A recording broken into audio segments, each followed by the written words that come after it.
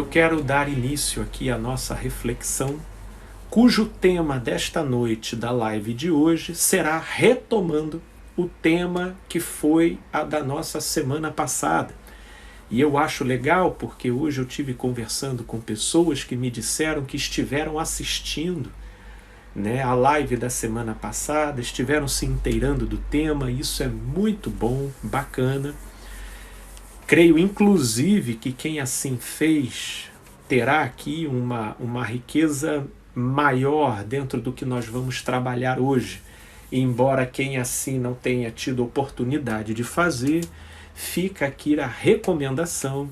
Uma vez a gente terminando aqui essa nossa conversa, acessa lá a parte 1 do nosso tema de hoje, que é espiritualidade e religião. Na semana passada, nós estivemos caracterizando, né, esses dois conceitos, né, que estão ganhando cada vez mais visibilidade por aquilo em que se tem estabelecido uma distinção entre o que seja uma coisa e o que seja outra.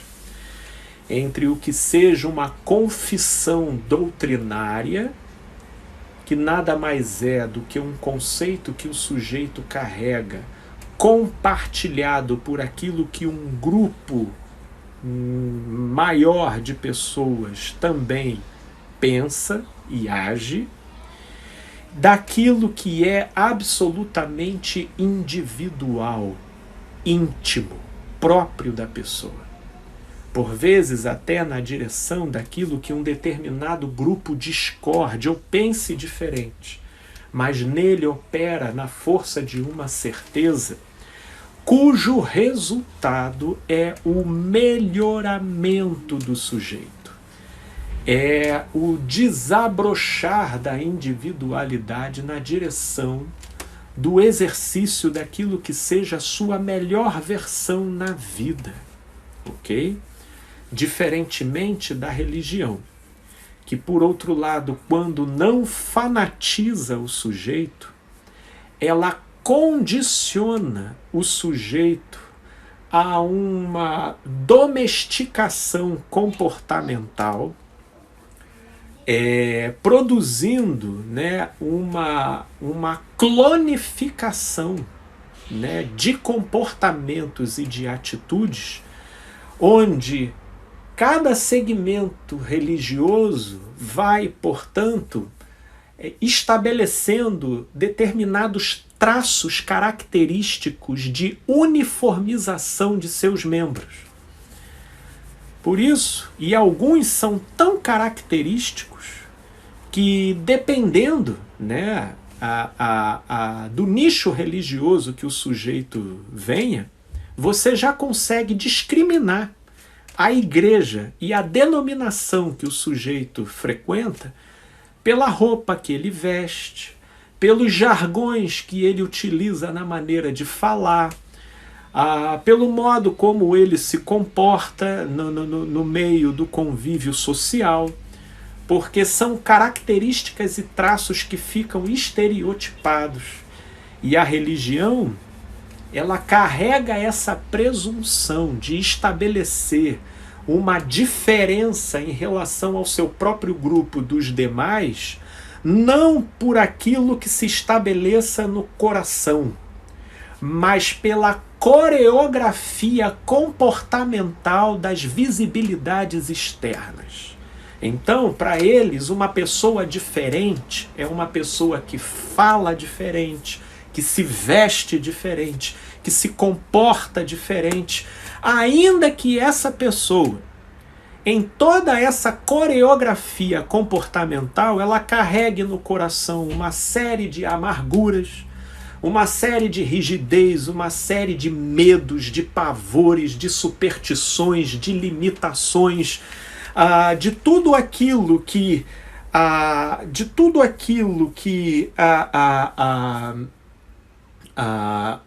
em termos da subjetividade, distorce a visão de mundo e leva a pessoa, se não a promover inimizades, a viver muito aquém dos potenciais que ela carrega e poderia desabrochar na direção da vida, né? E aí aqui eu tenho a querida Raquel, que já entrou aqui com uma participação bacana. E a Raquel coloca, ô Raquel, boa noite, seja muito bem-vinda, viu?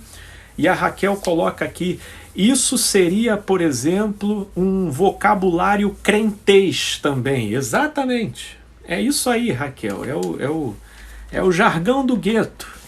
Né? É aquelas pessoas que elas acreditam estar fazendo a diferença no mundo por elas utilizarem um vocabulário circunscrito, estereotipado e diferenciado.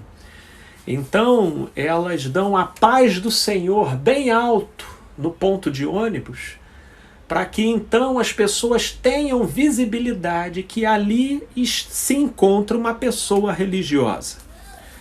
Mas a verdade é que tudo isso são só coreografias, são só externalizações que, na verdade, podem não ter nenhuma equivalência com a energia, com a prática, com a reflexão, com o dia a dia, com o caminhar solitário daquela pessoa com ela mesma. E é aí que começam a surgir as contradições. É aí que começam a surgir as contradições. Porque essas pessoas, elas ficam tão estereotipadas e coreografadas para o lado de fora, que as pessoas que convivem com essas pessoas numa maior intimidade começam a perceber discrepâncias violentas em relação à imagem que ela se esforça para passar do lado de fora para com aquilo que realmente acontece do lado de dentro. Né? Do lado de fora o meu Deus é poderoso, o meu Deus é o Deus dos exércitos, mas do lado de dentro ela não se permite passar debaixo de uma escada, porque ela tem medo, né? Ela tem... Dentro do grupo religioso, o Deus dela é poderoso. Fora de lá, existem diversos lugares que ela não pode passar, que ela não pode percorrer, porque ali o diabo mora, aqui o diabo habita, ali tem uma coisa... E aí começa toda uma expressão que nos seus detalhes e na naturalidade da sua expressão começam a apontar exatamente aqui para o que a Fabiana apontou, por um constante conflito, por uma constante discrepância, e que boa parte deles não enxergam isso. Eles estão sinceros no engano deles, porque o poder e a força que eles endereçam como sendo de Deus nada mais é do que um fenômeno decorrente de uma psicologia grupal. De uma psicologia grupal. Quando eles estão em meio ao grupo, aquela vibração grupal exerce um poder tremendo. Agora, quando eles se encontram sozinhos e individualizados, é ali que você consegue encontrar a consistência ou não de uma pessoa referente a se ela vivencia essas confissões verbais externalizadas como religião ou como uma espiritualidade. Quando a gente vai para a dimensão da espiritualidade, é diferente. Primeiro porque a coisa ela se dá de uma forma tão íntima, tão pessoal, que muitas vezes é difícil até para a própria pessoa que vive isso explicar. E como essa vivência, essa conexão interna satisfaz a pessoa e produz nela efeitos tão íntimos, tão próprios, porém verdadeiros e reais para aquela pessoa que os vivencia, que essa pessoa ela se torna menos sugestionável, menos dependente das influências do coletivo sobre ela.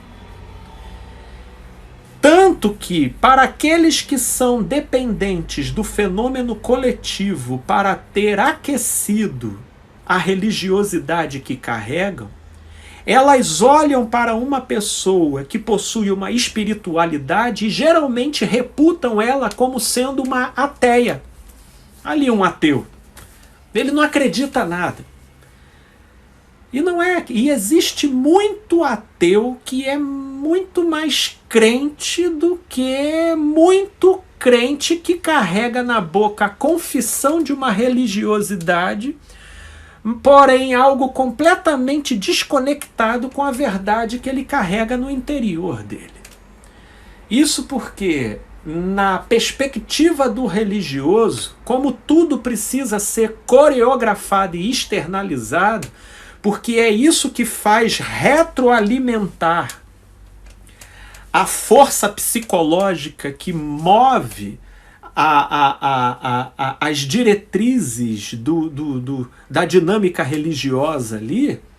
Eles olham para uma pessoa com uma espiritualidade e que vivencia o templo no próprio coração, olham para ela e não veem nela uma necessidade de frequência a um determinado endereço, olham para ela e não veem o comportamento estereotipado de devoções externas, e ficam dizendo, tá ali um ateu. Alguns deles, até na melhor das hipóteses, eles dizem, aí ó, só falta ser crente. É uma pessoa aí já toda formatadinha, mas pena que não dá o passo. Pena que ela não veste a nossa camisa. Pena que ela não assuma a nossa coreografia. Pena que ela não passe a jogar no mesmo time que a gente joga. Né? Porque assim é o religioso. O religioso, ele se preocupa em fazer prosélitos. E prosélitos são aqueles que aderem o comportamentalismo externo, passando a assumir rotinas e comportamentos conforme se orientem àquele determinado segmento. Inclusive, sobre isso, nós falamos com muito mais detalhes lá na nossa primeira live. A diferença entre o prosélito e a iluminação produzida na espiritualidade. A espiritualidade, ela produz uma iluminação, porém isso é de ordem pessoal. E isso não tem um ambiente específico para acontecer. Em boa parte das vezes não é num templo religioso que isso acontece. São insights, são percepções. Geralmente acontecem depois de tribulações e de dificuldades, e que a pessoa experimenta a dor e passa pela contradição, e é nesse momento que uma série de crenças equivocadas e distorcidas dentro da gente, elas são confrontadas, e dali nasce uma iluminação, e a pessoa passa a ver a vida de uma plataforma e de uma planície totalmente diferenciada. De modo, inclusive, a não levá-la a se julgar superior a quem quer que seja. Não tem a ver com isso. Na verdade, esse tipo de perspectiva e de atitude subjetiva, ela é gerada muito mais pela religião. E eu vou até também me limitar a me estender nesse tipo de reflexão, porque esse detalhe também ele foi muito bem caracterizado lá na nossa primeira live. Agora aqui o Instagram acabou de me avisar que houve uma baixa de sinal aqui, mas que pelo menos, graças a Deus, não foi ao ponto de interromper a live, mas possivelmente pode ter dado um corte aí em você que está me ouvindo.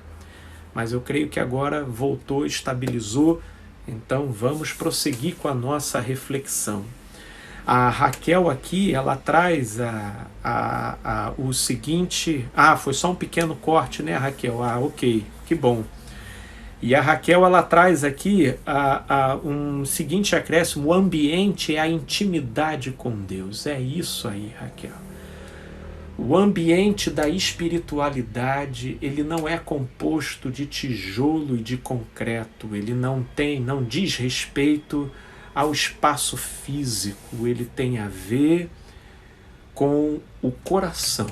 Ele tem a ver com a consciência. Ele tem a ver com a interioridade do sujeito, e é ali que ocorre a iluminação, que partindo de uma dada experiência coloca o sujeito num patamar privilegiado, primeiro, de autopercepção e da percepção da própria vida. Isso gerando, às vezes, angústias e conflitos que, ao invés de prejudicarem o sujeito, pelo contrário, o conduzem até a um aprofundamento cada vez maior dessa consciência de si e do significado verdadeiro da realidade que o rodeia. Não são poucos, por exemplo, que vivenciam determinadas experiências, principalmente aqueles que chegam numa experiência de enfermidade ou de acidente e se deparam com a gravidade da consciência da limitação da vida. Meu Deus! E eles retornam dessa experiência com uma gravidade de percepção e de sensibilidade em relação ao que seja o significado e o sentido da vida. E muitos voltam tão mexidos dessa experiência que eles já não conseguem ver o trabalho deles da mesma forma. As ambições que eles tinham anteriormente passam pelo crivo de uma revisão extraordinária. Eles levam em consideração o peso e a medida de certos relacionamentos, no modo como eles toleravam uma série de coisas, e eles passam a ser muito mais criteriosos, como que ajustando tudo, botando na direção daquilo que possua significado, com algo muito mais profundo que se deflagrou no coração deles, e que agora, vivendo a vida, eles já não se veem satisfeitos com muita coisa que a cultura oferece como sucesso, como solução, como felicidade, mas eles já estão muito além dessas prerrogativas, porque eles enxergam muito daquilo que os sentidos não conseguem capturar. São pessoas que transcendem a presente ordem de coisas. Do que nós estamos falando? Nós estamos falando de espiritualidade. E aqui eu só estou dando alguns dos exemplos. Isso porque, você vai olhando e você vai vendo pessoas obnubiladas por determinadas obstinações, pela premência de determinados desejos, e que vira uma espécie de causa de vida daquela pessoa, do modo como ela se entrega, se tornando totalmente cega para inúmeros outros aspectos da existência, até que ela é atropelada, confrontada com um determinado choque da existência. Seja por uma doença que acomete o corpo, seja por um acidente, seja pela partida de um ente querido, seja pela perda de um emprego, seja por uma decepção muito dolorosa, enfim. Caminhos que, pela análise do imediato, produzem sofrimento e dilaceração, mas olhando por uma perspectiva existencial mais ampla, provocam uma verdadeira revisão, uma revolução, um terremoto que muda toda a disposição da geografia interna da pessoa, e o que era monte se torna vale, e o que era vale vira uma montanha, e o que antes era um escarpado ensopado de montes e vales se planifica, e quando a pessoa sai do outro lado, ela sai com uma perspectiva diferenciada da existência. É por isso que eu coloquei no cartaz de divulgação dessa live. Nós temos muita religião, mas estamos vivendo uma carência de espiritualidade. Porque olha, por exemplo, o que está acontecendo lá no Afeganistão. O Afeganistão está produzindo, ali está o retrato de como um extremismo baseado num fundamentalismo vivenciado em grupo produz nos seus integrantes uma certeza tão tenaz que o leva a traçar objetivos baseados entre a morte e a vida. Principalmente quando a credulidade dos envolvidos atribui o fato de o seu ódio e a sua agressividade estarem com isso prestando culto a Deus. E quando a ideia de Deus passa a ficar associada com o nosso próprio extremismo, do ponto de vista psicológico, isso produz, vamos dizer assim, uma sensação tremenda de vocação, de sentido de vida, ainda que você esteja laborando conforme a direção da punção de morte.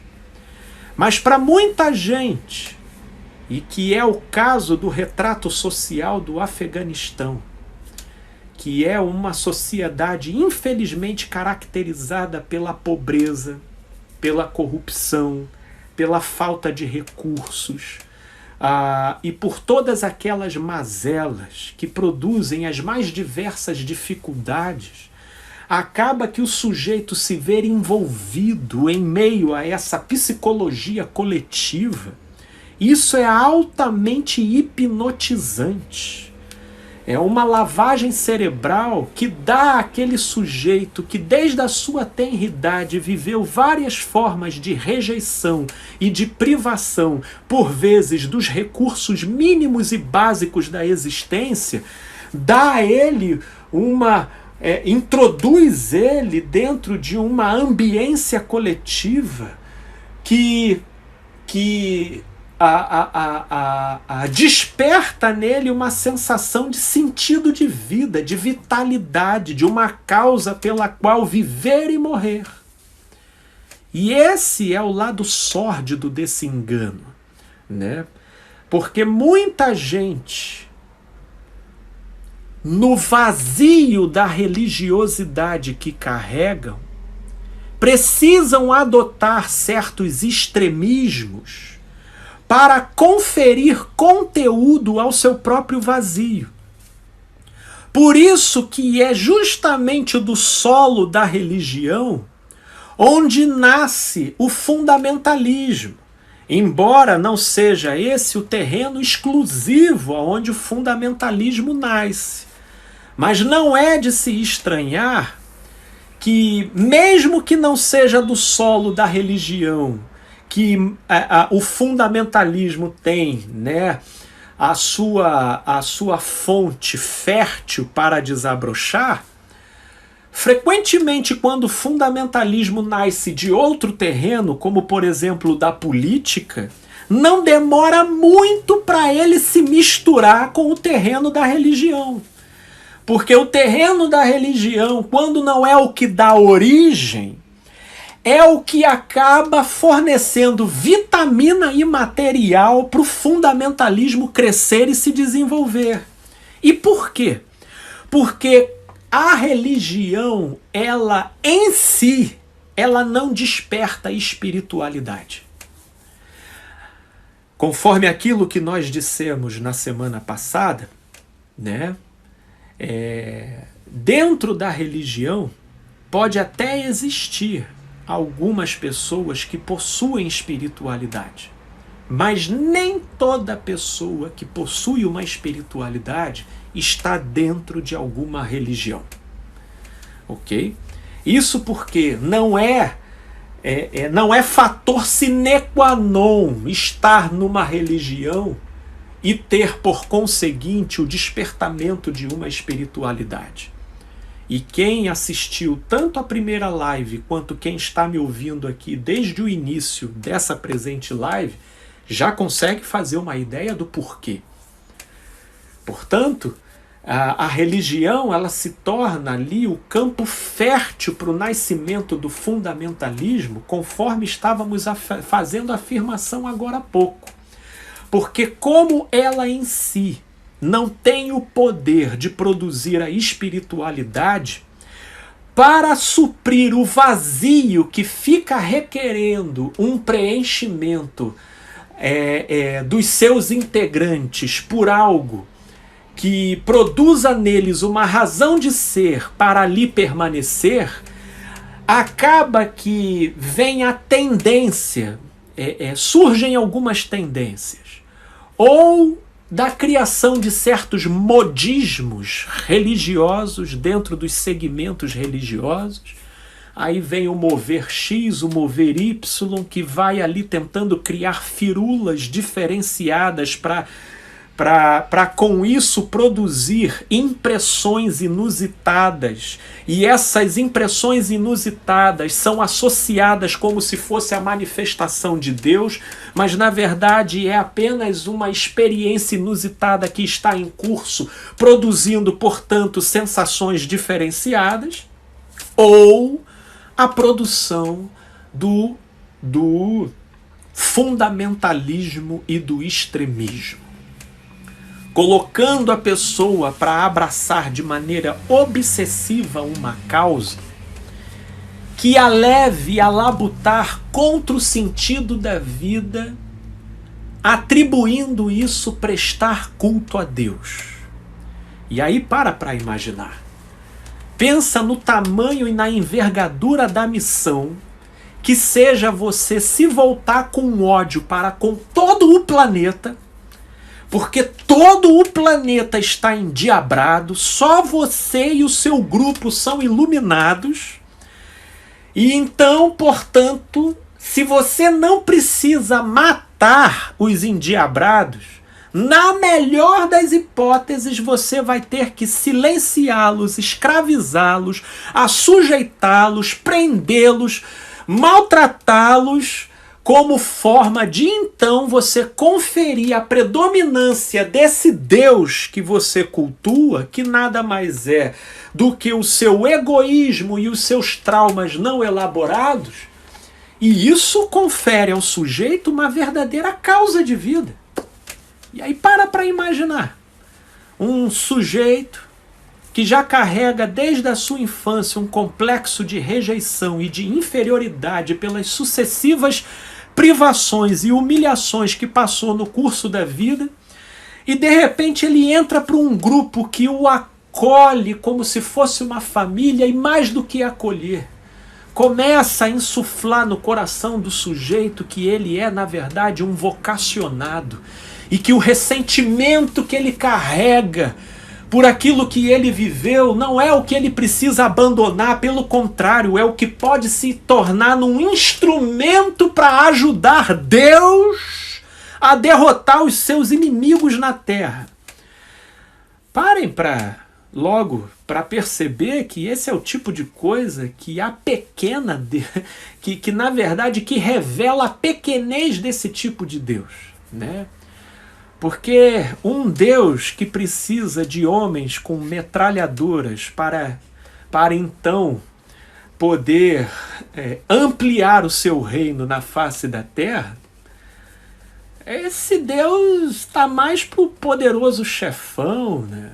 Está mais para um governo, né? Tá mais para um dono da boca de fumo, tá? Ou para um coronel de cidade, do que para Deus propriamente dito, né? Mas é assim que eles trabalham. Eles na sua psicologia grupal convencem-se a si mesmos, numa verdadeira lavagem cerebral, que Deus, sem eles, ele fica perneta, ele fica manco, sabe? Deus fica mudo, surdo, né? Inoperante. Para imaginar o nível da presunção da coisa. E é aí que o fundamentalismo, na verdade, ele começa a ganhar espaço. Tanto que vocês percebam que o fundamentalismo ele vai estar sempre presente quanto mais carente for a população. Porque ele se apresenta como sendo uma conjuntura psicológica pertinente àqueles que carregam complexos de rejeição e de inferioridade não resolvidas dentro de si e que acabam se tornando vulneráveis às influências das ondas de psicologia, da psicologia grupal, da mentalidade coletiva, que pelo modo como eles fazem as suas induções, os seus reconhecimentos e as suas afirmações, acaba capturando a fragilidade dessas subjetividades distorcidas e maltratadas pela vida, pela sociedade, pelo grupo no qual ele nasceu e foi criado, né? Não é por outra razão que sai muita gente aqui do Ocidente, né, completamente amargurada, entristecida, machucada, pelo modo como ela acabou se debatendo e sendo desprivilegiada nos sistemas políticos e sociais onde ela está inserida aqui, e que não se surpreendam, elas olham para esses grupos paramilitares, extremistas, terroristas, e olham com uma admiração tremenda, né? Olham com uma admiração tremenda. Olha, eu posso não crer no Deus do Islã, mas essa atitude deles, sabe, de marra, de ódio, de imposição pela violência, isso me dá um tesão danado, isso me chama muita atenção. Quem dera esse tipo de coisa viesse para cá. E aí, meus amigos, aqui dentro do Brasil, né, nós temos culturas religiosas altamente complexadas por aquilo em que elas se veem desfavorecidas, não reconhecidas, às vezes até alvo de chacota, que ao invés de elas interpretarem isso como sendo um contexto por intermédio do qual elas podem exercitar os seus recursos interiores de espiritualidade, elas tomam isso como pretexto para alimentar uma animosidade dentro deles que divide o mundo entre eles e nós. E esse ressentimento vai ganhando um volume tal que aqui no Brasil nós temos terreno fértil para o fundamentalismo. É só olhar aí para o cenário político e vocês vão observar como caciques religiosos aqui estão ávidos pelo poder, estão entrando em transe com o atual governo relativo à possibilidade de terem participação cada vez mais próxima do poder político temporal da nação. E estão associando com isso prestar culto a Deus e começar a enaltecer a sua própria Sharia, né? Conhecem a Sharia islâmica, que nada mais é do que as suas próprias leis, que são estabelecidas como regra de conduta até para quem pensa diferente, e todo aquele que diverge da Sharia recebe algum tipo de juízo e de sentença coletiva, não só para produzir vergonha, mas intimidação no coletivo, para enaltecer a sua própria Sharia e a lei que eles estão querendo impor para todos. Não pense que isso é uma coisa que só dá no Afeganistão, não, porque aqui no Congresso Nacional tem uma série de religiosos que estão com um tesão danado para ir estabelecendo proibições que de maneira alguma estariam contribuindo para o melhor viver, mas apenas na direção de excluir, por um lado, excluir determinados segmentos e enaltecer as próprias certezas, estabelecendo as próprias convicções como um modo generalizado de vida para todos, atribuindo com isso prestar culto a Deus. Portanto, o que está acontecendo no Afeganistão, para muito além até da desejável, sensibilidade e misericórdia que precisa sim suscitar no coração de todo o mundo em relação ao que está acontecendo lá, mas nós não podemos parar por aí. Porque o que está acontecendo no Afeganistão tem muito a nos ensinar aqui, do lado de dentro, né? E às vezes nós vemos os religiosos aqui dentro querendo pleitear conceitos e propostas que no fundo a gente até concorda.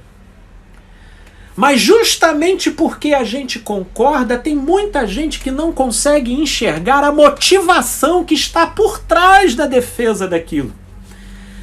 Por exemplo, tem muita gente aqui que concorda com a ideia da família tradicional.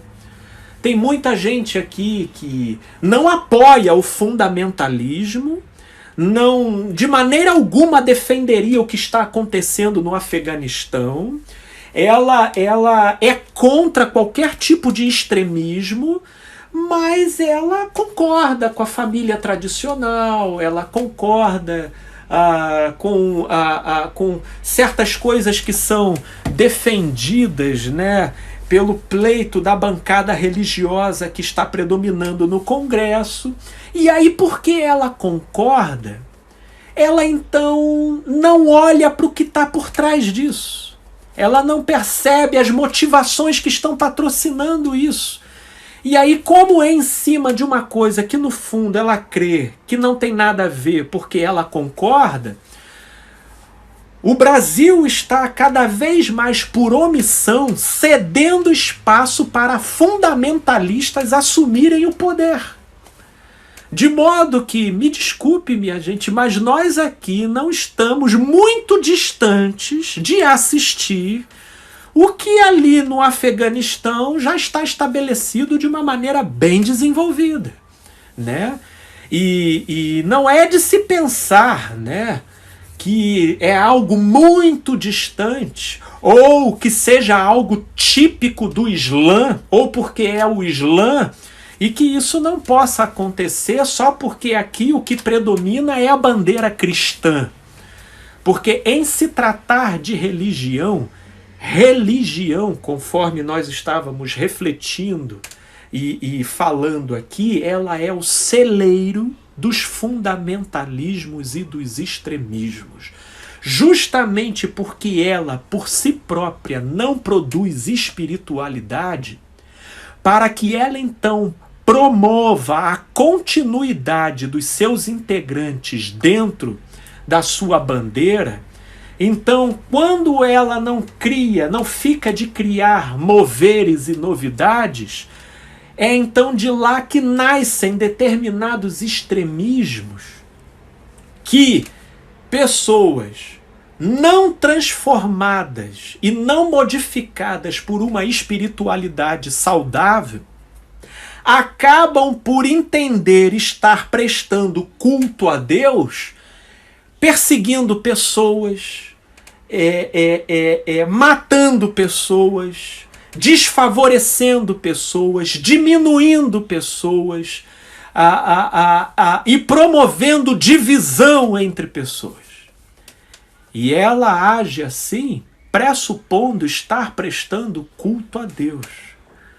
Por isso que eu acho até que essa situação do Afeganistão trouxe aí uma grande contribuição para trazer aqui um material que empresta gravidade para a natureza do tema que nós estamos conversando aqui.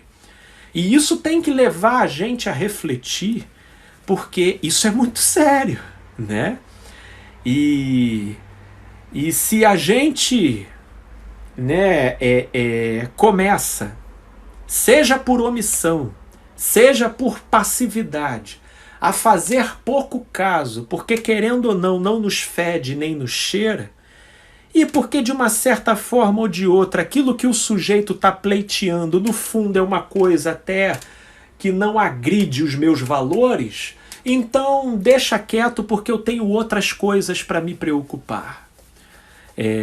Com esse tipo de passividade é que a gente não percebe que essas pessoas movidas pelo extremismo e pelo fundamentalismo religioso estão assumindo cada vez mais o poder, até que chega um momento que se forma aqui um califado aqui, ó.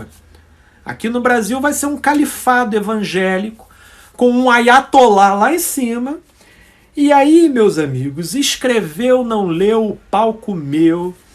E aí a gente vai começar a ver perseguições de minoria, desfavorecimentos de minoria, e aí a gente vai começar a ver leis, propostas e perseguições extremistas que não contribuem para o equilíbrio, para o bem convívio social, mas estão sempre desequilibrando, estão sempre produzindo revolta, estão sempre produzindo excessos, e isso é muito complicado.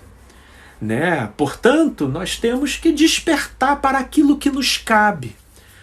Porque não adianta ter uma pena danada achando que aquilo que está acontecendo no Afeganistão seja algo típico do Oriente ou porque a religião principal lá seja o Islã, porque fundamentalismo ele sobrevive da oquidão que é típica da mentalidade da religião. E é por isso que é dentro desse contexto que se torna a terra fértil para o nascimento do fundamentalismo, do extremismo e desse tipo de atitude que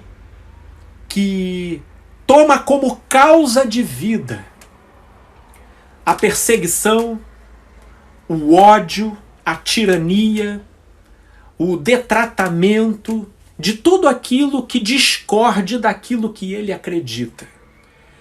Porque esse é uma clássica forma de compensação para complexos de inferioridade e de rejeição não resolvidos.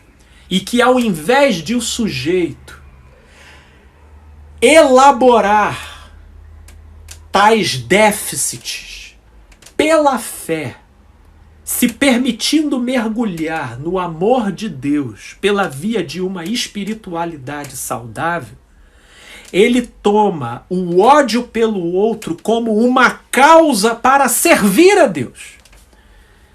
E aí pode não ser da mesma forma como o Talibã está fazendo lá no Afeganistão, mas vai ser a moda brasileira, criando uma série de restrições, de proibições, de desfavorecimentos que vão ficar criando inúmeras segregações, contribuindo, portanto, para fomentar ainda mais rejeições e inferioridades até esse grupo desfavorecido encher a medida da sua revolta. E eles também, revoltados, vão desenvolver um fundamentalismo de, ao não se verem socialmente assistidos no seu desfavorecimento, daqui a pouco eles também se verão empoderados coletivamente de querer perseguir o mundo, para então prestar o seu culto a Deus como forma de matar, desfavorecer e perseguir aqueles que discordam deles, para então fazerem uma catarse do ódio e do ressentimento que eles carregam pelos anos de perseguição que eles sofreram daqueles que os perseguiram. E isso é um ciclo vicioso. Por isso que, depois de uma determinada tirania, sempre tende a ser sucedida por outra, equivalente em proporção oposta àquela que governou anteriormente. E isso é um ciclo vicioso socialmente, que hoje, aqui no Brasil, nós vemos claramente tipificado aí na tal da direita e da esquerda. Cada qual aí justificando as mazelas do seu próprio desfavorecimento para justificar a sua obsessão em manter o controle para oprimir o outro lado. Para oprimir o outro lado. E nessa política e nessa psicologia da morte, essas pessoas vão encontrando a sua causa de vida, o seu sentido de existência. E isso vai mobilizando um poder psicológico dentro do sujeito horroroso. Deus nos livre desse tipo de coisa. Porque conforme foi a abertura da chamada da nossa live, nós estamos vivendo num momento com muita religião e com uma precariedade de espiritualidade. Uma precariedade dessa iluminação espontânea que desabrocha no coração e que coloca a gente numa interação interior, subjetiva, porém com algo real, verdadeiro, e que mobiliza engrenagens dentro da gente, levando a gente a uma pacificação, a uma revisão interna, a uma harmonização com sentimentos, impulsos, desejos, com uma reformulação da leitura da nossa própria história, fazendo desmoronar as perspectivas negativas, persecutórias, humilhantes, e passando a vê-las por um outro ângulo, entendendo e percebendo um movimento de amor superior conduzindo todas as coisas, e ainda que te fazendo passar pelo chão da contradição, tendo nessa contradição a condução para a produção de um bem. Paradoxalmente, da produção de um bem do seu interior, que naquilo em que te harmoniza e te beneficia, cresce dentro de você e extravasa, gerando bem e benefício para quem está perto de você. Isso é o que está faltando hoje em dia, porque nós estamos muito cheios de religião, e o panorama social político do mundo demonstra isso de forma sobeja. E nós estamos vivendo numa carência de espiritualidade, de uma experiência pessoal, que pode até acontecer dentro do perímetro da religião, mas não se circunscreve a ela, muito menos depende dela, porque isso acontece no coração. E aí, meus amigos, a minha oração, no pleno exercício aqui da minha espiritualidade, é que muitas espiritualidades sejam despertadas entre nós.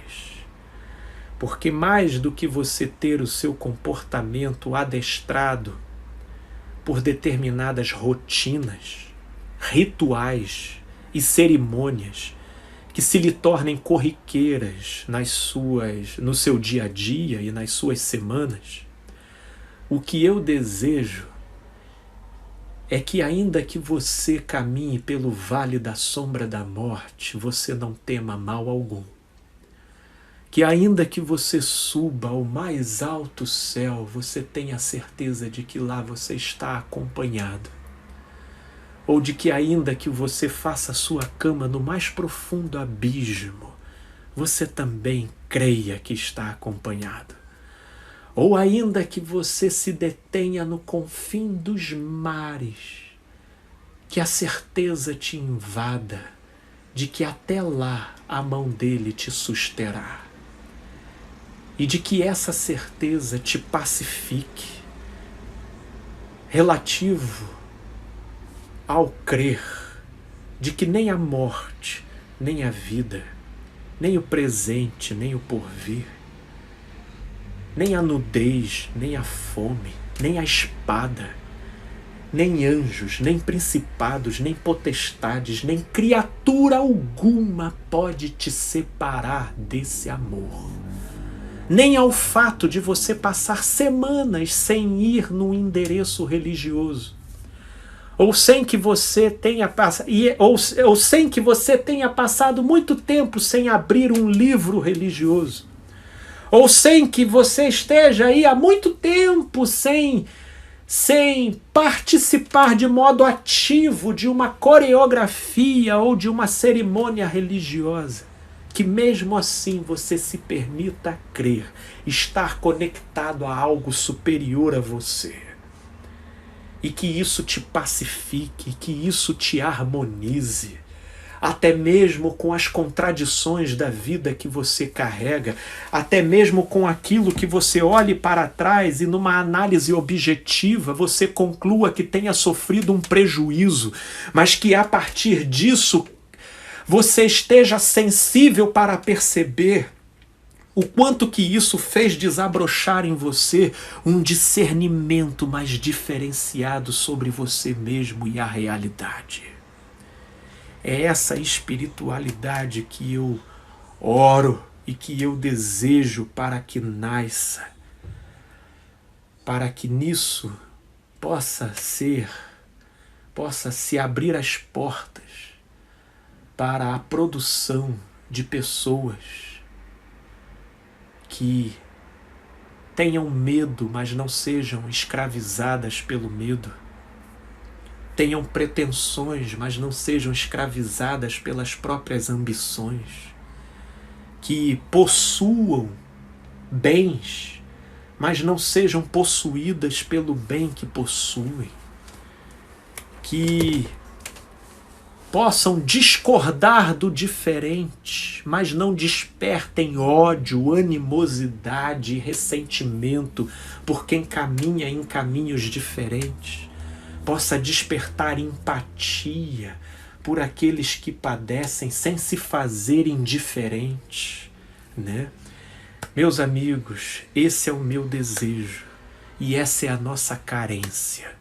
E que essa mensagem se espalhe para que de fato a gente possa viver num mundo melhor, né? E aqui a minha amiga Raquel coloca: obrigada, esse também é o desejo do meu coração e o que busco diariamente, e que assim seja sobre você, Raquel, sobre mim e sobre todos nós, e sobre aqueles que aqui nos assistem e os que nos assistirão posteriormente.